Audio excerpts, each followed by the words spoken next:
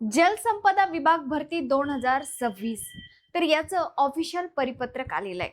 जवळपास 41,366 जागा या ठिकाणी मंजूर झालेल्या आहेत।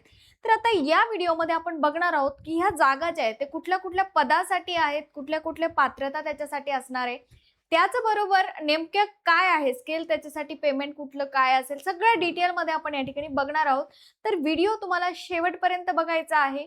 सो व्हिडिओ शेवटपर्यंत नक्की बघा आणि समजून घ्या की नेमकं काय आहे या ठिकाणी। सो याची जाहिरात कधी येऊ शकते, कोण कसं पद भरणार आहे, याची पात्रता काय असणार आहे, सो डिटेलमध्ये बघूया आपण। सो जलसंपदा विभाग भरती 2026 याचं बघा, हे परिपत्रक जे आहे 31 जुलैचं परिपत्रक आहे। यू कॅन सी, तुम्ही बघू शकताय। सो आता मंजूर पदांच्या तुलनेत कार्यरत पदांची अद्ययावत माहिती सादर करण्याबाबत जवळपास किती 41,366 पद मंजूर झालेली आहेत।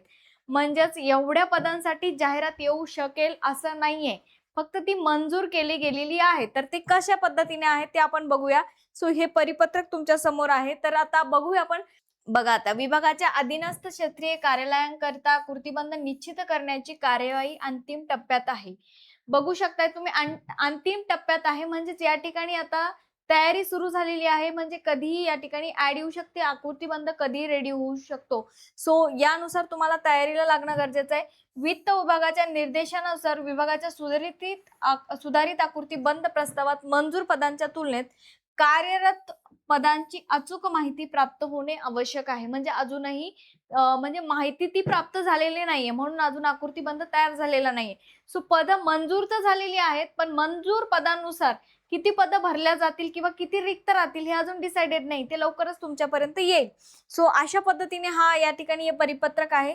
रिक्त पदांची अचूक माहिती तात्काळ सोबत तक्त्यात आहेत, आता ते बघूया आपण। सो कशा पद्धतीनुसार कुठले किती पद या ठिकाणी आहेत। आता हे जलसंपदा विभागांतर्गत जे क्षेत्रीय कार्यालयाकडून मंजूर कार्यरत रिक्त पदसंख्येचा अहवाल आहे हा। सो बघूया आता गट अ साठी बघा, महासंचालक आहे स्केल 30 नुसार, मोठं पद आहे हे, जवळपास एक मंजूर पद एक झालेलं आहे या ठिकाणी। कार्यकारी संचालक आहे, 5 पद मंजूर झालेली। आता फॉर एक्झाम्पल जर 5 पद मंजूर झालेली असेल, जर कार्यरत पद 3 असेल तर इथे रिक्त पद ऑटोमॅटिक 2 होणार आहे। सो अशा पद्धतीने हे आकृतीबंध अजून तयार होण्यासाठी वेळ आहे। सो आकृतीबंध तयार झाल्यानंतर एक्झॅक्ट आपल्याकडे तो आकडा येईल की नेमकी किती पद या ठिकाणून रिक्त आहेत। लक्षात येते तुमच्या? आता याच्यामध्ये जे हे मुख्य अभियंता असेल, मुख्य अभियंता यांत्रिकी विद्युत, जसे की मेकॅनिकल आहे, विद्युत आहे, इलेक्ट्रिकल आहे, सो यानुसार म्हणजे तुम्हाला ती डिग्री त्या ठिकाणी असणं गरजेचं आहे। मग हे पद जे आहेत तुम्ही बघू शकता, मुख्य अभियंता किंवा ज्या ठिकाणी इंजिनिअरिंग कंप्लीट असणं गरजेचं आहे। तर यासाठी जे आहेत, हे जे पद आहेत ही एमपीएससी मार्फत भरल्या जातात। ओके, किंवा आता या ठिकाणी काही असे पद आहेत की जे तुम्हाला प्रमोशन बेसिस वरती सुद्धा भरता येतात, ते प्रमोशनल बेसिस वरती भरण्यात येणार आहे। मग त्यानुसार एक्झॅक्ट रिक्त पद किती आहेत तर याचा आकृतीबंध लवकरच येईल आणि त्याचा व्हिडिओ सुद्धा मी तुमच्या समोर त्या पद्धतीने घेऊन येईल की पात्रता काय असणार आहे, मग त्याची तुम्हाला एक्झॅक्ट पात्रता कुठल्या पदासाठी काय लागणार आहे, सो कुठल्या पदासाठी टायपिंग लागणार आहे का, हे सुद्धा मी तुम्हाला डिटेल त्या व्हिडिओमध्ये सांगेल। आता बघा, या ठिकाणी मुख्य लेखा व वित्त अधिकारी आहे, अधीक्षक अभियंता आहे, जसं की इथे दाखवतंय मंजूर पदे 5 आहेत मुख्य लेखासाठी, अधीक्षक अभियंतासाठी 68 पद मंजूर आहेत। मग कार्यरत पदे किती आहेत ते अजून आपल्यापर्यंत आलेलं नाहीये, किंवा मग ते कार्यरत पदे जेवढे असेल ऑफकोर्स तेवढे याच्यातून मायनस होऊन रिक्त पदे त्या ठिकाणी असणार आहेत। सो ते आपल्याकडे लवकरच निश्चितपणे येईल। सो या ठिकाणी बघा, कार्यकारी अभियंता विद्युत आहे, इथे बघा कार्यकारी अभियंता स्थापत्य, याच्यामध्ये बघा जवळपास 329 पद काय दाखवलेले, मंजूर झालेले दाखवलेले। ओके, जसे की वैज्ञानिक संशोधन अधिकारी आहे, सहाय्यक संचालक आहे, उपसंचालक आहे। सो प्रत्येकी तुम्ही बघू शकता की या ठिकाणी मंजूर पदे बऱ्यापैकी, म्हणजे वैज्ञानिक संशोधक साठी 3 पदे आहेत, सहाय्यक संचालक साठी 2 पदे आहेत, उपसंचालक साठी या ठिकाणी किती आहेत, 2 पद आहेत। सो वरिष्ठ लेखाधिकारीसाठी 1 पद आहे। म्हणजे जर बघितलं आपण, उप अभियंता स्थापत्यासाठी जवळपास 1643 पद काय आहेत या ठिकाणी मंजूर केलेली आहेत। म्हणजे याच्यामध्ये काय आहे, काही पद जे आहेत ते प्रमोशन बेसिस वरती सुद्धा भरल्या जातात। ओके, ते सुद्धा याच्यामध्ये मंजूर याच्यामध्ये आलेलं आहे। सो आता बघा, गट ब नुसार, तहसीलदार सगळ्यात महत्वाचं पद आहे, हे एमपीएससी मार्फत भरल्या जातं। कशामार्फत? MPSC मार्फत हे पद भरल्या जातं. म्हणजे बऱ्यापैकी पदं या ठिकाणी आहेत. जसं की गट ब आहे. गट ब मध्ये बघा वैद्यकीय अधिकारी वर्ग 2 याच्यामध्ये बघा जवळपास 4 पदं मंजूर आहेत. स्वीय सहाय्यक आहे 4 पदं आहेत. लेखाधिकारी 25 पदं रिक्त म्हणजे मंजूर आहेत. उपमृद सर्वेक्षण अधिकारी 12 पदं आहेत. म्हणजे जर तुम्ही टोटल या ठिकाणी बघितले, या ठिकाणी बघा जसे की इंजिनिअरिंगसाठी शाखा अभियंता आहे, कनिष्ठ अभियंता आहे, स्थापत्य शाखा अभियंता, कनिष्ठ अभियंता.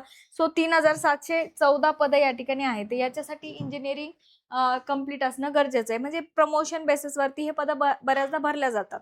सो अशा पद्धतीने या ठिकाणी बघू शकता तुम्ही गट क साठी ही गट ब साठी एकूण पदं जे आहेत 6481 आहे या ठिकाणी. किती? 6481.